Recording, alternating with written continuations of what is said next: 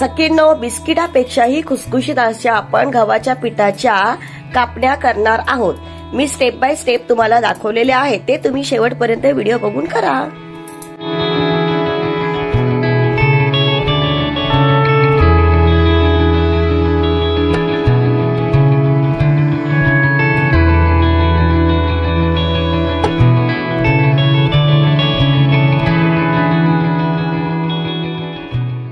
जय सद्गुरु, मी दामिनी रसोई से जिंदगी तक मध्ये तुमचं मनापासून स्वागत। सखींनो, आज आपण करूया गव्हाच्या पिठातल्या खुसखुशीत अशा आषाढ महिन्यातील कापण्या। तर ते गुळाचं पाणी करून आपण ते करणार आहोत। तर चला मी तुम्हाला साहित्य दाखवते। तर त्याच्यासाठी आपल्याला काय साहित्य लागणार आहे, हे गव्हाचं पीठ आहे। हे गव्हाचं पीठ ना मी हे 2 कप घेतलेलं आहे आणि ह्याच्याच पाव हिस्सा हे चण्याचं पीठ आहे। ते चण्याचं पीठ आपण घेणार आहोत, का तर आपल्या कापण्या आहेत ना खुसखुशीत आणि छान होण्यासाठी। हे मी गुळ घेतलेला अर्धी वाटी, तुम्हाला जितकं गोड लागत असेल तुमच्या आवडीनुसार आहे ते। त्याच्यात घालण्यासाठी आपण मीठ, चवीनुसार मीठ घेणार आहोत, खसखस, सुंठ पावडर आणि बडीशोप पावडर। ह्या 2 पावडर याच्यामध्ये विशेष लागतात आणि खसखस लागते, ह्याच्याने ना स्वाद खूप छान येतो। आणि आता आपण काय करणार आहोत, हा गुळ आहे ना, जेवढा गुळ घेतला ना त्याच्यात थोडं कमी असं पाणी टाकून आपण वितळून घेणार आहे। आता आपण गुळ आहे ना वितळून घेऊया। आपण गुळ फक्त वितळवून घेणार आहोत, आपण त्याचा पाक करणार नाही। तर आता मी गुळ टाकून घेते याच्यामध्ये। आपण जितका गुळ घेतलाय की नाही तितकंच आपण त्याच्यापेक्षा थोडं कमी पाणी घेणार आहोत। हे बघा, आपण भरून घेतलेला गुळ कमी पाणी घेऊन आपण फक्त गुळ वितळवून घेणार आहोत। जास्त आपण हे करणार नाही आहोत, पाक नाही करणार आहोत त्याचा, फक्त हे वितळायला पाहिजे। गुळामुळे ना या कापण्यांना खूप छान अशी चव येते आणि हा गावठी गुळ आहे।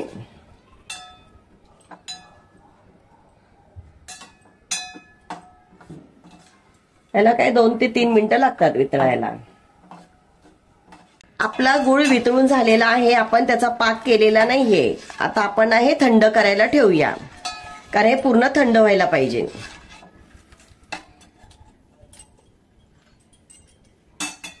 आपण गुळाचं पाणी केलेलं ना ते आपण आता थंड करायला ठेवलेलं आहे।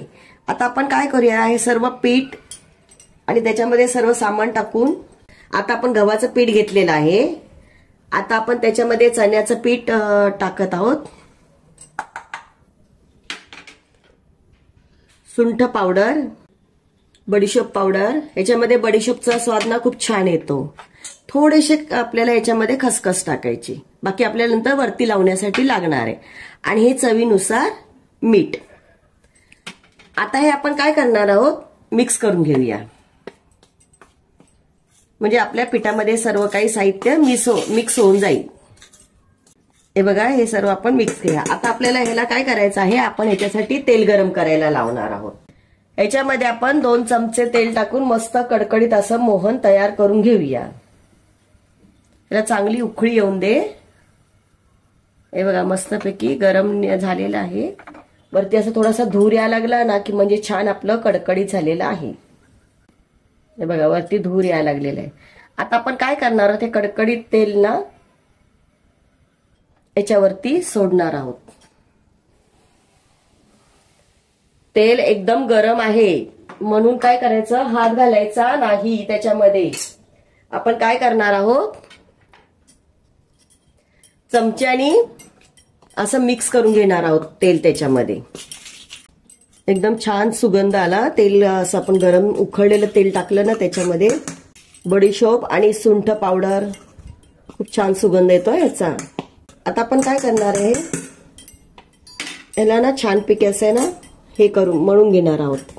हे बघा, आता आपण ना उकळलेलं तेल टाकलेलं ना थोडंसं कमी पडलं म्हणून मी थोडा आणखीन 1 चमचा त्याच्यामध्ये तेल घातलेलं आहे।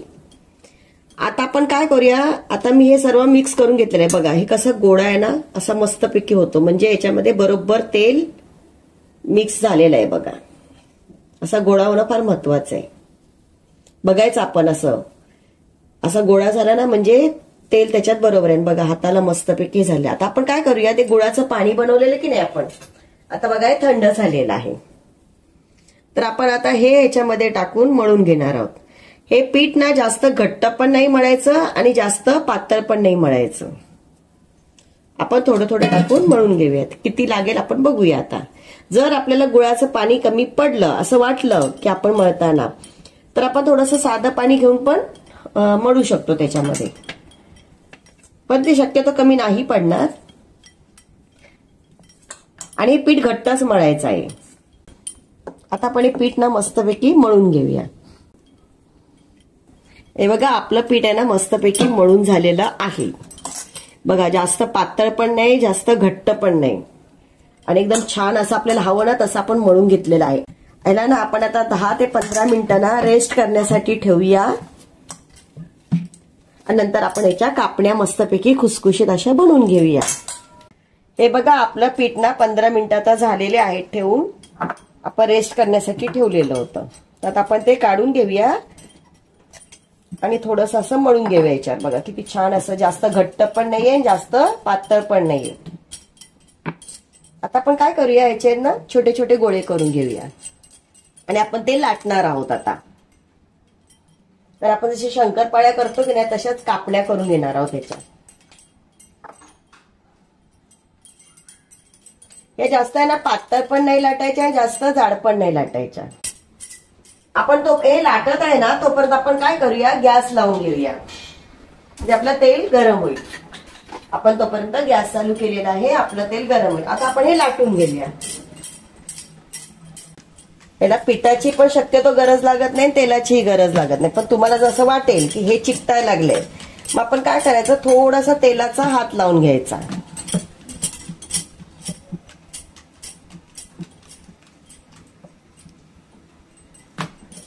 नंतर आपल्याला उचलता नाही आलं तर आपण पोलपाट फिरवायचं.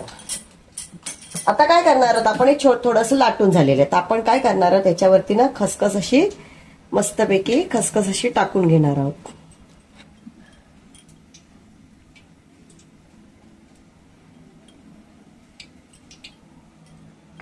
आणि अशी थोडीशी दाबून घेऊन अशी लाटून घेणार आहोत. म्हणजे काय होणार खसखस ना त्याच्यावरती छान चिकटल्या जाणार.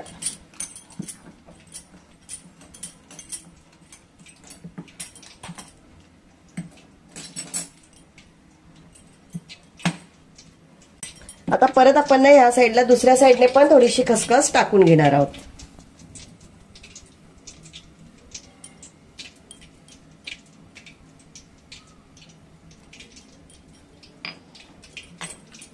आणि आपण असं लाटून घेणार आहोत.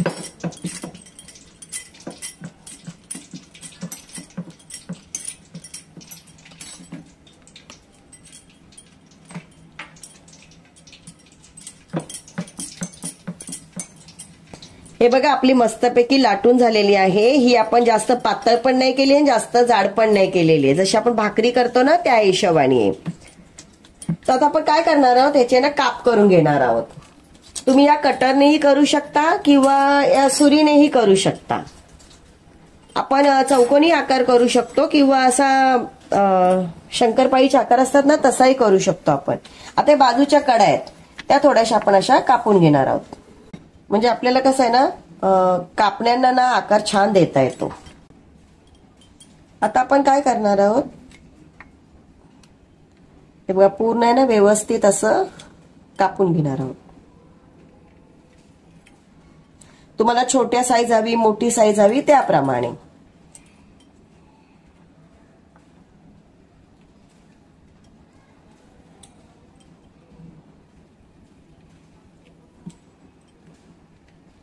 छान अशा मस्त कापून घ्यायच्या आपण.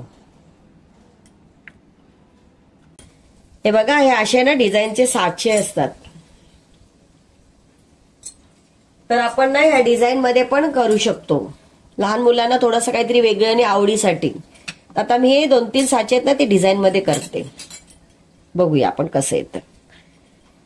हे बघा हे ना स्टार आले की नाही मुलांना स्टार असे छान वाटतात. थोडंसं असं प्रेस करून हे बघा किती वेगवेगळे डिझाईन आलेत की नाही छानपैकी. आता आपण हे सर्व तळून घेऊया. हे बघा वेगवेगळे डिझाईन झाले की नाही. हे बघा स्टारची डिझाईन आणि हे आपण असं मधून काढून घेऊया.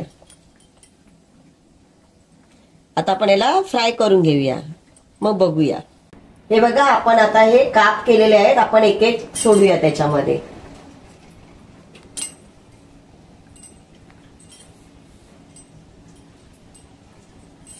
आणि 1 मिनिट असं ठेवून नंतर आपण पलटी करून घेऊया. आणि हे सारखं पलटी करत राहायचं, नाही तर जळण्याची शक्यता असते. कारण का, हे गुळाच्या पाकातले केलेले आहेत, त्याच्यामुळे आपल्याला कळत नाही ते व्यवस्थित फ्राय झालेत की नाही ते. आता 2 मिनिटं ठेवून आता आपण याला पलटी करून घेऊया. अशा लालसर होत आलेल्या आहेत. आपण आता सर्व त्या पलटी करून घेऊया. अशा 2-3 वेळा पलटी करायचं, म्हणजे आपल्याला कळतं ते बरोबर झालेत की नाही. आपण आता या सर्व बनवून अशा तळून घेऊया. आता आपण 1 मिनिटानंतर काढून घेऊया त्याला. आणि जरा कमी गॅसवर केलं ना की व्यवस्थित आतून वरतून भाजल्या जातात ते. नाहीतर मग काय होतं, फास्ट गॅस केला ना की फक्त ते वरतून असं लाल लाल दिसतात जळल्यागत, पण आतमध्ये कच्च्या असतात. आणि या चांगल्या 15 दिवस महिनाभर टिकतात, खराब होत नाही, कारण तळलेली वस्तू आहे. तुम्ही चहा बरोबर वगैरे खायला खूप छान लागतात या. किंवा असेच मुलांना भूक लागते, मुलांना काहीतरी खावंच वाटतं, त्यावेळेस करून द्यायचे आपण. आमच्या मुलांना खूप आवडतात या. हे बघा, आपल्या आता तयार झालेले आहेत. आपण आता काढून घेऊया. आपण टिश्यू पेपरवर काढत आहोत, कारण का तेल असताना ते झिरपल्या जातं त्याच्यामध्ये. आता आपण बाकीच्या टाकून घेऊन तळून घेऊया. सखींनो, आपल्या गव्हाच्या पिठातल्या कापण्या मस्तपैकी तयार झालेल्या आहेत बघा. छान आणि खुसखुशीत झालेले आहेत. तर आता मी तुम्हाला दाखवते बनवलेल्या. तर मी दाखवते तुम्हाला.